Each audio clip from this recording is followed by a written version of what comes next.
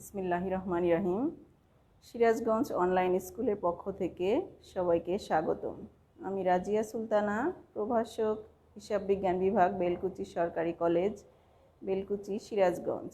প্রিয় শিক্ষার্থী বন্ধুরা, তোমরা কেমন আছো? আশা করি যে যেখানে আছো ভালো আছো, সুস্থ আছো এবং নিরাপদে আছো। তো গত ক্লাসে আমি একাদশ দ্বাদশ শ্রেণী ছাত্রছাত্রীদের জন্য হিসাব বিজ্ঞান প্রথম পত্র বইয়ের সিলেবাসটা নিয়ে একটু আলোচনা করেছিলাম এবং 2 নম্বর অধ্যায়, দেখো অধ্যায় নম্বর 2 হিসাবের বইসমূহ কিছু অল্প একটু আলোচনা করেছিলাম, যেখানে দুতরফা দাখিলা পদ্ধতি সম্পর্কে একটু ধারণা দিয়েছিলাম। দুতরফা দাখিলা পদ্ধতির বৈশিষ্ট্য বা মূলনীতি বা বৈশিষ্ট্য নিয়ে একটু আলোচনা করেছিলাম। তো আজকে সেই ক্লাসের ধারাবাহিকতায় আমরা আজকে আলোচনা করব হিসাবের ডেবিট ক্রেডিট নির্ণয়ের সূত্র নিয়ে। দেখো বা নিয়মাবলী। হিসাবের ডেবিট ও ক্রেডিট নির্ণয়ের নিয়মাবলী নিয়ে আজকে একটু আলোচনা করার চেষ্টা করি।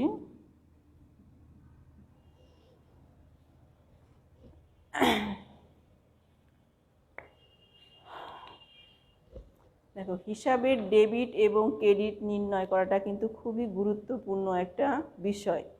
হিসাব বিজ্ঞানে পড়লে যে কোন হিসাবটা ডেবিটে যাবে এবং কোন হিসাবটা ক্রেডিটে যাবে এবং কিভাবে বা কোন নিয়মে আমরা হিসাবের ডেবিট ক্রেডিটটা নির্ণয় করব, সেই বিষয়টা কিন্তু জানা খুবই জরুরি, তাই না? তো হিসাবের ডেবিট ক্রেডিট নির্ণয়ের দুইটা নিয়ম বা পদ্ধতি আছে। দেখো, এক্ষেত্রে হলো পদ্ধতি আছে হলো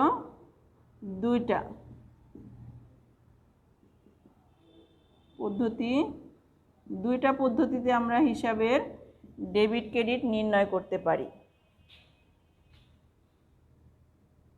1 নম্বরে আসি।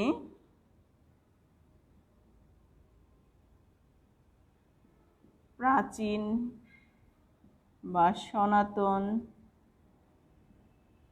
অথবা শ্রেণীভিত্তিক যে পদ্ধতি আছে, শ্রেণীভিত্তিক পদ্ধতি। আমি একটু পাশাপাশি লিখে দেই বোঝার সুবিধার জন্য। 2 নম্বরে আসি। আধুনিক বা সমীকরণ ভিত্তিক পদ্ধতি। তো হিসাবের ডেবিট ক্রেডিট নির্ণয়ের নিয়ম বা পদ্ধতি হলো দুইভাবে নির্ণয় করা যায়। একটা হলো প্রাচীন পদ্ধতিতে নির্ণয় করতে পারি, প্রাচীন বা সনাতন বা শ্রেণীভিত্তিক পদ্ধতি। আরেকটা আছে আধুনিক বা সমীকরণ ভিত্তিক পদ্ধতি। এবার আসি যে প্রাচীন পদ্ধতিতে হিসাবকে 3টা শ্রেণীতে ভাগ করা হয়। আধুনিক পদ্ধতিতে হিসাবকে 5টা ভাগে ভাগ করা হয়েছে। প্রাচীন পদ্ধতিতে আমরা হিসাবের একটু ভাগটা আগে দেখে নিই, তারপরে আমরা ডেবিট ক্রেডিট নির্ণয়ে যাব। এখন হিসাব চিনি যে কোনটা কোন প্রকৃতির হিসাব, তাই না? প্রত্যেকটা লেনদেনকে বিশ্লেষণ করলে কিন্তু দুটি পক্ষ পাওয়া যায় এবং দুটি পক্ষে কিন্তু বিভিন্ন হিসাব আসবে, তাই না? এখন এই হিসাবগুলো কোনটা ডেবিটে যাবে এবং কোনটা ক্রেডিটে যাবে, এটা আমাদের নির্ণয় করা এক্ষেত্রে মূল উদ্দেশ্য, তাই না? তো সেই হিসাবগুলোকেই যদি না চিনি, তাহলে আমরা কোন পক্ষকে ডেবিটে নেব আর কোন পক্ষকে ক্রেডিটে নেব সেটা কিন্তু নিতে পারবো না, তাই না? তাহলে শুরুতে আমাদের হিসাবগুলোকে আগে চেনা দরকার। দেখো, প্রাচীন পদ্ধতিতে হিসাবকে ভাগ করা হয়েছে 3টা ভাগে।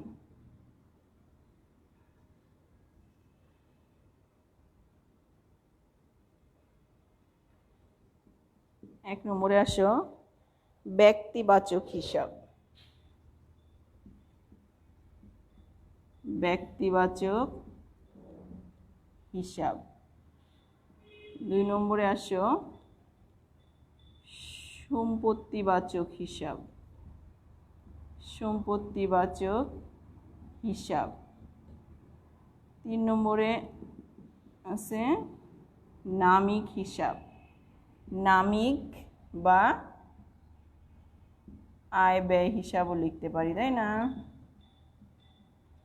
তাহলে প্রাচীন পদ্ধতিতে হিসাবকে 3 ভাগে ভাগ করা হয়েছে। একটা হলো ব্যক্তিবাচক হিসাব, 2 নম্বরে লিখছি সম্পত্তিবাচক হিসাব, 3 নম্বরে হলো নামিক বা আয় ব্যয় জাতীয় হিসাব। এবার আসো আধুনিক পদ্ধতি। আধুনিক পদ্ধতিতে হিসাবকে 5 ভাগে ভাগ করা হয়েছে। 1 নম্বরে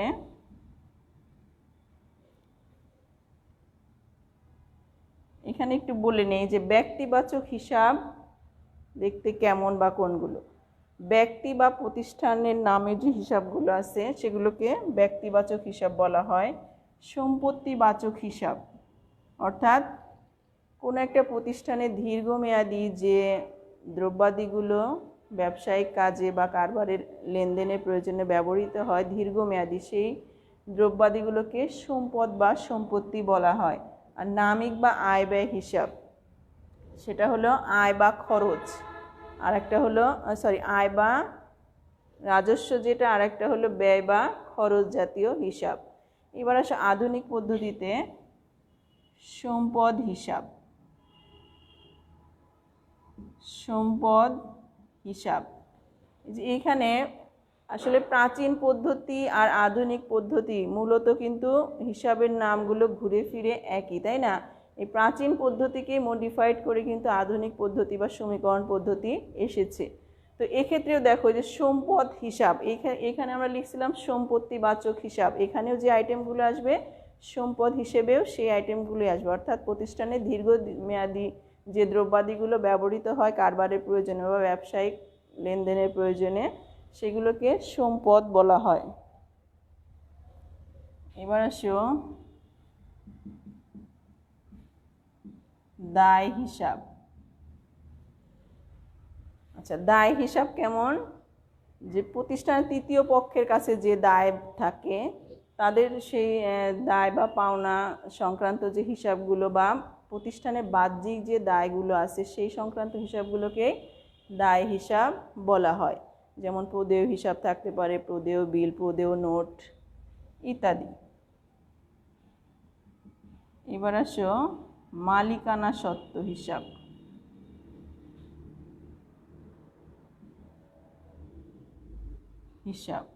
মালিকানা সত্ত্বটা কি?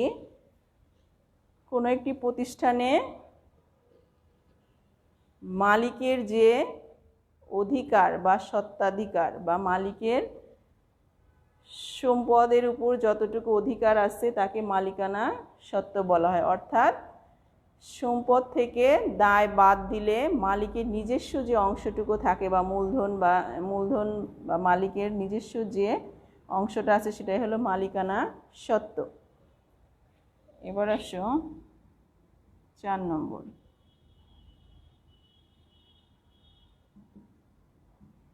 আয় হিসাব, 5 নম্বর ব্যয় হিসাব। আচ্ছা, আয় হিসাব কাকে বলা হয়? একটা প্রতিষ্ঠান যখন কি করে পণ্যদ্রব্য বা সেবার বিনিময়ে যে অর্থের আগমন ঘটে বা প্রতিষ্ঠানে যে অর্থ আসে সেটাকে মূলত আয় বলা হয়। আর ব্যয় হিসাব কাকে বলা হয়? ব্যবসায়িক দৈনন্দিন কার্যক্রম পরিচালনার জন্য যে খরচগুলো বা যে অর্থগুলো প্রদান করতে হয় তাকে ব্যয় হিসাব বলা হয়। তাহলে আধুনিক পদ্ধতিতে হিসাবকে 5 ক্যাটাগরিতে ভাগ করছে, আর পুরাতন পদ্ধতি বা প্রাচীন বা সনাতন পদ্ধতিতে হিসাবকে 3 ক্যাটাগরিতে ভাগ করছে, তাই না? এবার আমরা ডেবিট ক্রেডিট নির্ণয়ের সূত্র শিখব। প্রত্যেকটা হিসাবে কিভাবে ডেবিট ক্রেডিট নির্ণয় করব সেটা আমরা নিয়মটা আজকে জানার চেষ্টা করব। তাহলে এবার শুরুতেই আসি। দেখো সনাতন পদ্ধতি বা প্রাচীন পদ্ধতিতে ডেবিট ক্রেডিট নির্ণয়টা কিভাবে করতে হয়। দেখো ব্যক্তিবাচক হিসাবের ক্ষেত্রে গত ক্লাসে কিন্তু আমরা বলেছিলাম যে প্রত্যেকটি লেনদেনের 2টি পক্ষ থাকবে, একটা হলো ডেবিট পক্ষ, একটা হলো ক্রেডিট পক্ষ। দুতরফা দাখিলা পদ্ধতির মূলনীতি অনুযায়ী প্রত্যেকটা লেনদেনকে 2টি পক্ষে ভাগ করতে হয়, একটা হলো ডেবিট এবং আরেকটা ক্রেডিট। তো এই ক্ষেত্রে ব্যক্তিবাচক হিসাবে আমরা ডেবিট এবং ক্রেডিট কিভাবে নির্ণয় করব? দেখো, ব্যক্তিবাচক হিসাবের ক্ষেত্রে ডেবিট এবং ক্রেডিট নির্ণয় আরও গত ক্লাসে আরও বলেছিলাম যে এই যে দুটি পক্ষ, তার একটি পক্ষ সুবিধা গ্রহণ করে এবং একটি পক্ষ সুবিধা প্রদান করে। তো ব্যক্তিবাচকের ক্ষেত্রে যদি সুবিধা গ্রহণ করে সে হবে ডেবিট,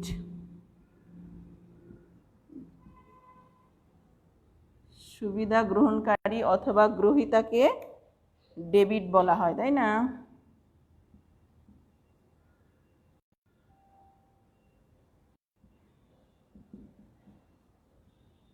ডেবিট। আর সুবিধা দাতা, দাতা হবে ক্রেডিট। আচ্ছা, এবার 2 নম্বরে আসি, সম্পত্তিবাচক হিসাব।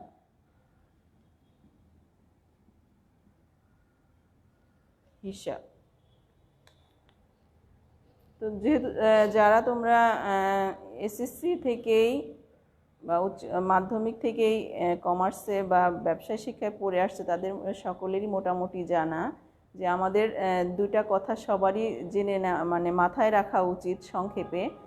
সেটা হলো ডেবিট এবং ক্রেডিটে কোন কোন হিসাব খাতগুলো যায়, তাই না? আমি একটু সাইটে লিখে দেই।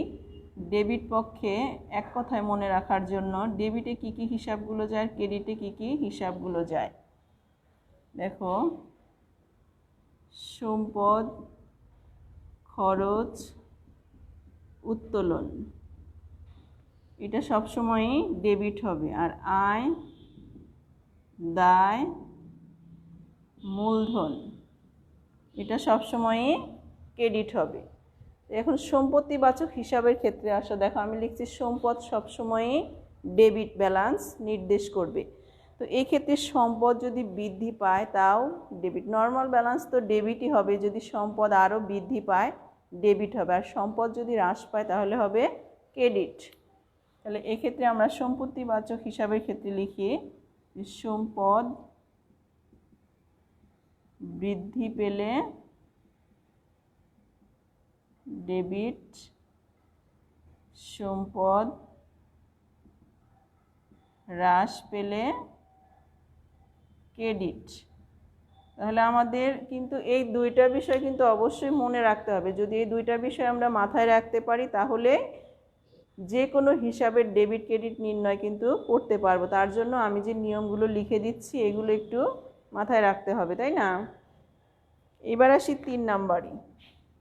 তাহলে প্রাচীন পদ্ধতিতে হিসাবকে তিনটা ক্যাটাগরিতে ভাগ করা হয়েছে, তাই না? তো সেক্ষেত্রে 2টা গেল। এবার 3 নম্বরে ছিল কি, নামিক হিসাব বা আয় ব্যয়বাচক হিসাব। যেগুলো নামিক হিসাব, নামিক হিসাবের ক্ষেত্রে কি হবে একটু খেয়াল করো। আয়ের নর্মাল ব্যালেন্স ক্রেডিট আর ব্যয় বা খরচের নর্মাল ব্যালেন্স ডেবিট। এই কথাটাই আমরা এখানে লিখব। কি লিখব?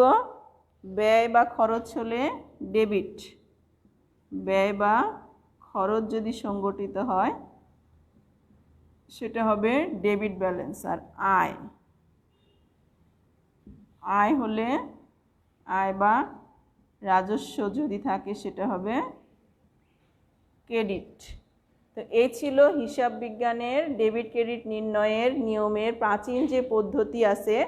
সেই ক্ষেত্রে প্রাচীন পদ্ধতিতে হিসাবকে 3টা ক্যাটাগরিতে ভাগ করছে। 3টা ক্যাটাগরিতে কিভাবে সেই 3 ক্যাটাগরির হিসাবগুলোকে ডেবিট এবং ক্রেডিটে লিখতে হয় সেটা দেখিয়ে দেওয়ার চেষ্টা করলাম। এবার আসি 2 নম্বরে। 2 নম্বরে কি লিখছিলাম? আধুনিক বা সমীকরণ পদ্ধতি, তাই না? 2 নম্বরে লিখছিলাম আধুনিক অথবা সমীকরণ পদ্ধতি।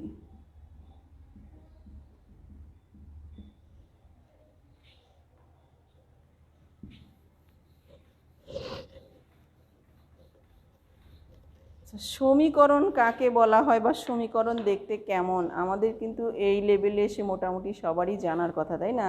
যে যে বিভাগ থেকেই আসো, সায়েন্স, আর্টস, কমার্স, সবাই কিন্তু সমীকরণের সাথে পরিচয় সবারই আছে, তাই না? সমীকরণটা দেখতে কেমন, যে দুই পাশে দুইটা সংখ্যা থাকবে, মাঝখানে সমান চিহ্ন দ্বারা সমতা প্রকাশ করে, তাই না?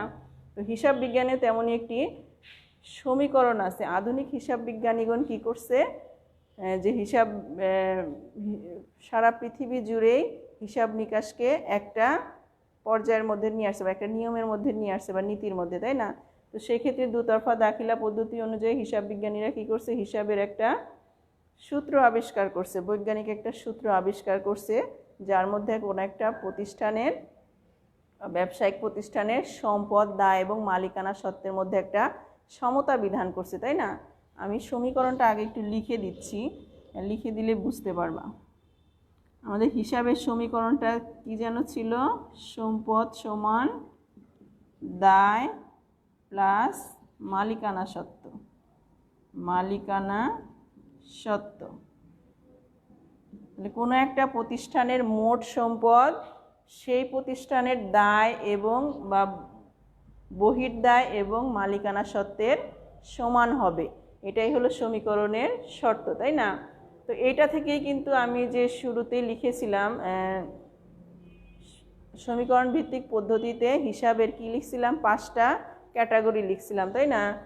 সম্পদ লিখছিলাম, দায় লিখছিলাম, আর মালিকানা সত্ত্ব লিখছিলাম। তো এর মধ্যে এটা হলো হিসাব সমীকরণের মৌলিক রূপ। এটাকে যদি আমরা একটু ভেঙে লিখি, তাহলে বাকি দুইটা যে আইটেম লিখছিলাম নিচে, হিসাবের ক্যাটাগরির নাম লিখছিলাম, আয় এবং ব্যয়, সেগুলো কিন্তু বের হয়ে আসবে। দেখো কিভাবে, আমি একটু সংক্ষেপে লিখি, ইংরেজি দিয়ে একটু সিম্বল প্রকাশ করি, এল যোগ ও ই, তাহলে আমাদের বিষয়টা একটু তাড়াতাড়ি লেখা যাবে।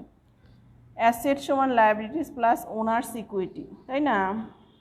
তো এই ক্ষেত্রে আমরা যদি একটু বর্ধিত করে লিখি, এই যে লায়াবিলিটিস বা দায় হলো, এটা হলো বহির্দায়, এটা হলো অন্তর্দায়। অন্তর্দায় বা মূলধনও বলা যায়, তাই না? মালিকের মালিকানা সত্ত্ব বা মালিকের অধিকার বা মালিকের ক্যাপিটাল, এটাকে বলা যায়। ওনার্স ইকুইটিটাকে একটু ভেঙে লেখা যায়। ওনার্স ইকুইটি, মালিকানা সত্ত্ব কিন্তু 4টি আইটেম দ্বারা প্রভাবিত বা 4টি বিষয় দ্বারা প্রভাবিত, মূলধন, উত্তোলন, আয় এবং ব্যয়।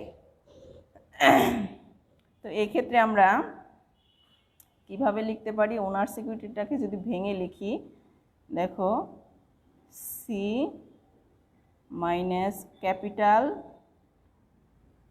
মাইনাস ড্রয়িংস বা উত্তোলন প্লাস ইনকাম মাইনাস এক্সপেন্স। দেখো তাহলে এই মালিকানা সত্ত্বকে ভাঙলে 4টা আইটেম আসে, তাই না? আবার ওনার সিকিউরিটিটাকে এক কথায় মূলধনও কিন্তু বলা যায়। তো এই ক্ষেত্রে এইভাবে লিখতে পারি, এল যোগ সি, সাজিয়ে যদি লিখি I minus E minus D, এভাবে কিন্তু লেখা যায়। এটা হিসাব সমীকরণের মৌলিক রূপ, এটা হলো বর্ধিত রূপ, তাই না? তো এই ক্ষেত্রে আমরা দেখি যে হিসাব সমীকরণ ভিত্তিতে ডেবিট এবং ক্রেডিট নির্ণয়ের সূত্রটা বা নিয়মটা কেমন। তাহলে শুরুতেই যদি আমরা সম্পদের ক্ষেত্রে যাই, আর সম্পদ কাকে বলা হয় আমি কিন্তু আগেই বলে দিয়েছিলাম, তাই না? যে ব্যবসায় প্রতিষ্ঠানে যে দ্রব্যগুলো 1 বছরের বেশি সময় অর্থাৎ দীর্ঘমেয়াদের জন্য ব্যবহৃত হয় তাকে কিন্তু সম্পদ হিসাব বলে, তাই না? তো প্রাচীন পদ্ধতিতে সম্পদের নিয়মটা যেমন, এখানেও কিন্তু একই হবে। সম্পদ হিসাবের ক্ষেত্রে কি হবে, সম্পদ বৃদ্ধি পেলে হবে ডেবিট, সম্পদ হ্রাস পেলে ক্রেডিট। এটা কিন্তু আগের মতোই, তাই না? ক্রেডিট। আচ্ছা, এবার 2 নম্বরে আসি, দায় হিসাব। দেখো আমি এখানে লিখে দিয়েছি যে আয়, দায়, মূলধন, ক্রেডিট, তাই না? তাহলে এই দায় হিসাবের নর্মাল ব্যালেন্স ক্রেডিট, যদি দায় হতেই থাকে বা দায় বৃদ্ধি পায় ক্রেডিট, দায় যদি হ্রাস পায় ডেবিট। তাহলে এই কথাটাই লিখব।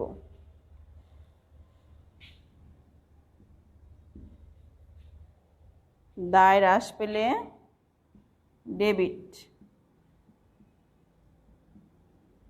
ডেবিট।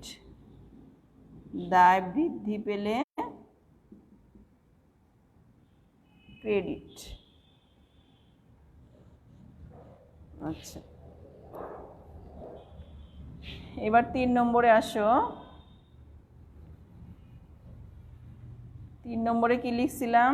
মালিকানা সত্ত্ব হিসাব। মালিকানা সত্ত্ব হিসাব। তাহলে মালিকানা সত্ত্ব বা মূলধন কিন্তু সবসময় ক্রেডিট, তাই না? এই দেখো, এই যে মূলধন ক্রেডিট, মূলধন বৃদ্ধি পেলে ক্রেডিট, মূলধন যদি হ্রাস পায় তাহলে ডেবিট। তাহলে কি লিখব? মালিকানা সত্ত্ব হ্রাস পেলে ডেবিট।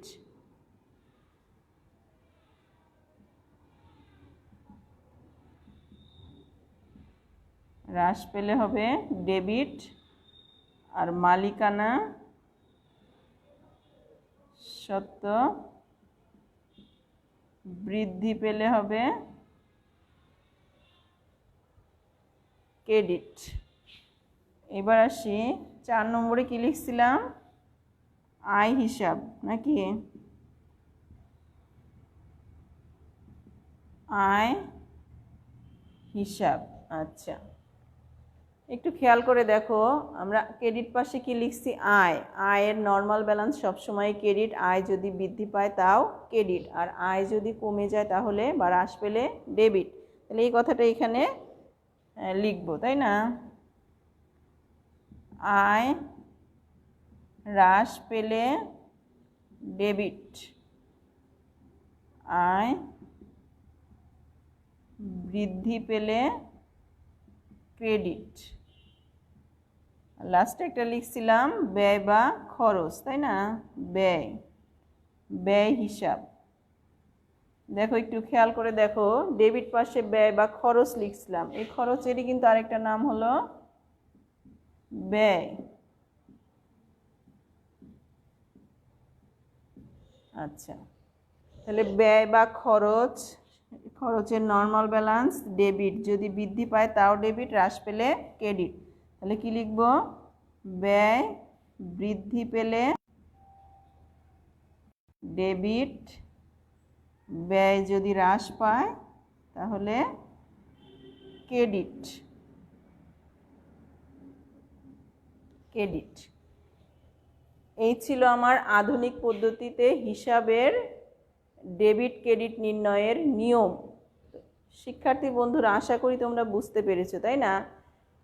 আর এই যে ডেবিট এবং ক্রেডিটের নির্ণয়ের যে নিয়মটা, এটা তোমরা মাধ্যমিক লেভেলেও যেভাবে শিখে আসছো যে নিয়মে, এখানে উচ্চ মাধ্যমিকে কিন্তু এই নিয়ম কিন্তু একই, এর কিন্তু কোনো চেঞ্জ নাই। এরপরে আরও যত উপর লেভেলে যাবা এই নিয়মটা কিন্তু একই থাকবে। হিসাব বিজ্ঞানের গণ্ডিটা কিন্তু সীমাবদ্ধ, তাই না?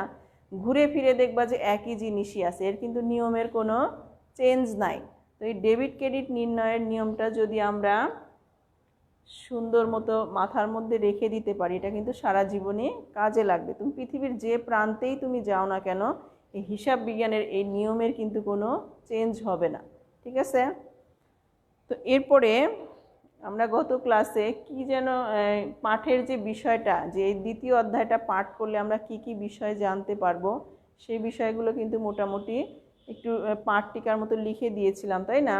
তো এর পরের ধাপ সম্ভবত ছিল যে লেনদেনের ডেবিট ক্রেডিট নির্ণয়ের নিয়ম। তো আমরা যদি হিসাবের ডেবিট ক্রেডিট নির্ণয় শিখতে পারি তাহলে লেনদেনের ডেবিট ক্রেডিট নির্ণয় কিন্তু আমরা এখান থেকেই করতে পারবো। আর একটা লেনদেনের, প্রত্যেকটা লেনদেনের সাথে কিন্তু দুটি করে হিসাব খাত বা হিসাব জড়িত থাকে। তো সেই ক্ষেত্রে হিসাবের ডেবিট ক্রেডিট নির্ণয় করতে পারলে লেনদেনের ডেবিট ক্রেডিটও কিন্তু নির্ণয় করা যাবে।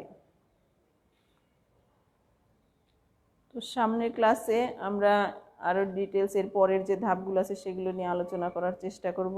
আজকের মতো এই পর্যন্তই। সকলে ভালো থাকো, সুস্থ থাকো। আল্লাহ হাফেজ।